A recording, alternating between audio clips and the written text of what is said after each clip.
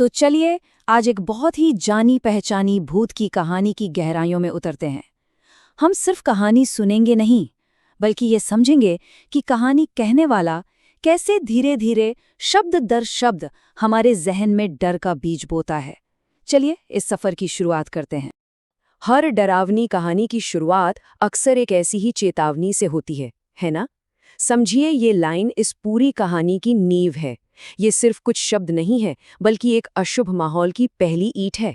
इसे सुनते ही मन में पहला सवाल आता है, क्यों नहीं जाना? और बस डर का खेल यहीं से शुरू हो जाता है। तो पहला भाग है अमावस की काली रात। कहानी का ये हिस्सा हमें उस माहौल और उस किरदार से मिलवाता है जिसका भाग्य अब दांव पर लगा है। यहीं पर डर की जमीन तैयार की जाती है।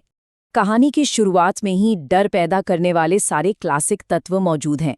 अमावस की रात मतलब घना अंधेरा, सीटी बजाती हवा यानी कि अकेलापन, और एक अजीब सा सन्नाटा। ध्यान दीजिए, अभी तक कुछ भी डरावना हुआ नहीं है, लेकिन कहानीकार हमें दिमागी तौर पर तैयार कर रहा है कि कुछ बहुत गलत होने वाला है। और फिर आता है हमारा किरदार रमेश। उसका चेतावनी को हंसी में उड़ा देना कहानी का एक बहुत ही जरूरी मोड़ है। यह हमें बताता है कि वो शायद तर्क में विश्वास करता है, अंधविश्वास में नहीं। लेकिन अक्सर डरावनी कहानियों में यही तर्क किरदार की सबसे बड़ी गलती साबित होता है और कहानी का तनाव बढ़ा देता है। अब आता है दूसरा भाग, शमशान का अनजाना मेहमान।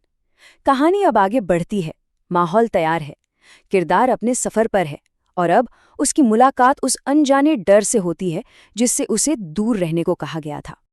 जरा सोचिए, यहाँ हर चीज कितनी सोची समझी है। जगह कौन सी है? शमशान, जहाँ मौत का वास होता है। पेड़ पीपल का, जिसे हमारी लोक कथाओं में अक्सर आत्माओं से जोड़ा जाता है। और औरत का चेहरा बालों से ढका है, क्योंकि जिस चीज को हम देख नहीं पाते उसी से तो सबसे ज्यादा डर लगता है। ये एक चारा है, एक जाल, मदद की एक गुहार जो सुनने में बिल्कुल आम लगती है, लेकिन उसकी आवाज की अजीब सी ठंडक वो असली चेतावनी है। ये कहानी का वो पल है जहां अलौकिक दुनिया इंसानी दुनिया से बात करती है और उसके इरादे बिल्कुल नेक नहीं लगते। तीसरा भाग, हवा में लटके पैर।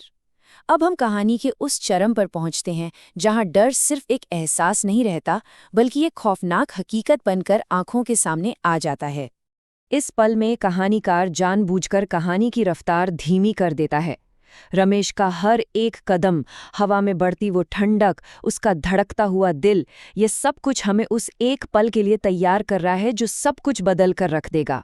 सोचिए, उस घने अंधेरे में, उस भयानक सन्नाटे में उसे ऐसा क्या दिखा होगा जिसने उसकी दुनिया ही पलट दी। और ये रहा वो खौफनाक सच। बस एक छोटा सा वाक्य, लेकिन इसका असर बहुत गहरा है। ये कुदरत के हर नियम के खिलाफ है। ये एक ऐसा मंजर है जिसे हमारा दिमाग आसानी से मान ही नहीं सकता, और बस यहीं से असली दहशत शुरू होती है।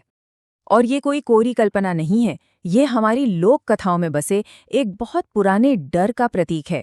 हवा में लटके पैर या उल्टे पैर इस बात का पक्का सबूत माने जाते हैं कि आपके सामने जो खड़ा है वो इंसान नहीं, बल्कि कोई दूसरी दुनिया की शक्ति है। ये उस मेहमान का जवाब है। ये लाइन इस बात की पुष्टि करती है कि ये कोई इत्तेफाक नहीं था। ये एक तरह की परीक्षा थी, एक नियम था जिसे रमेश ने तोड़ दिया था, और अब उसे इसकी कीमत चुकानी होगी। भाग 4, एक जमी हुई चीख। तो उस भयानक मुलाकात का अंजाम क्या हुआ? कहानी का अंत नज़दीक है, और वो उतना ही डरावना है जितना कि वो मुलाकात। यहाँ हम देखते हैं कि कैसे एक अलौकिक घटना अपने पीछे असली सबूत छोड़ जाती है। रमेश की डरी हुई आंखें और उसके चेहरे पर जमी हुई चीख हमें उसके खौफ का अंदाजा देती है। लेकिन कहानी का सबसे डरावना हिस्सा है वो पैरों के निशान। ये निशान ही हैं जो इस कहानी को सिर्फ एक सुनी सुनाई बात से कहीं ज्यादा बना देते हैं। ये एक ऐसी पहेली बन जाते हैं जिसका कोई जवाब नहीं है। 2 लोग गए पर लौटा कोई नहीं।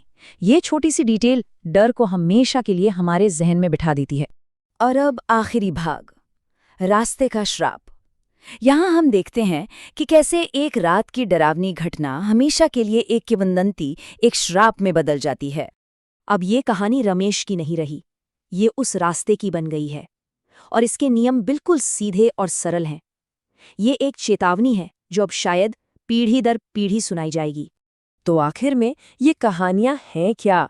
ये सिर्फ डराने के लिए नहीं होती, ये समाज के लिए कुछ नियम बनाती हैं, खतरों से सावधान करती हैं और कुछ जगहों को रहस्यमयी बनाकर रखती हैं।